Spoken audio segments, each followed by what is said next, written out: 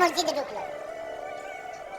তারপরে ফকির গিয়ে দাঁড়ায় আছে বারান্দায়, দেখেছে উনি বাদশা ভিতরে বসে হাত তুলে আছেন হবে, আর চোখ দিয়ে পানি পড়ে দাড়ি ভিজে ভিজে পড়তেছে।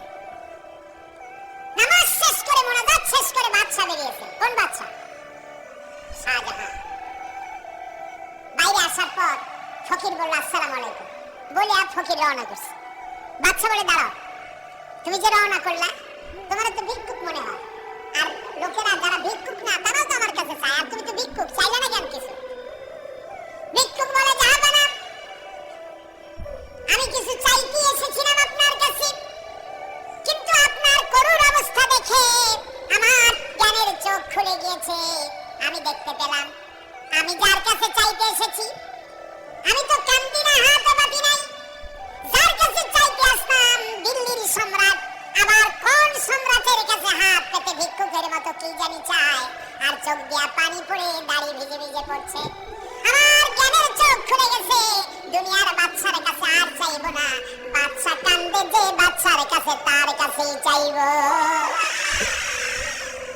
প্রিয় ভাই সব, এই জন্য জিহন সাফ করে পড়তেন ইয়া হাইয়ু ইয়া কাইয়ুম বিরহমাতিকা আস্তাগীথ, ইয়া হাইয়ু ইয়া কাইয়ুম বিরহমাতিকা আস্তাগীথ, ইয়া হাইয়ু ইয়া কাইয়ুম, হে শাশ্বত অবিনশ্বর, হে চিরঞ্জীব, বিরহমাতিকা আস্তাগীথ, তোমার রহমতের ওসিলায় তোমার কাছে ফরিয়াদ করি। এটা করতেন।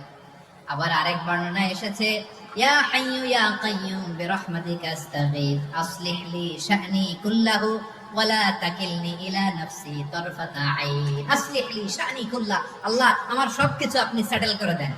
আমাদের সব ঝামেলা সেটেল করে দিতে পারে কে?